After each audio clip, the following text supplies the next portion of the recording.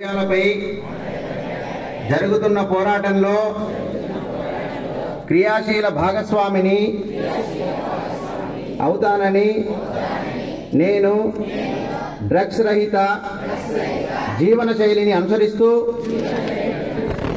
నాతో పాటు ఏ ఒక్కరు కూడా డ్రగ్స్ బారిన పడకుండా ఉండడానికి కృషి చేస్తానని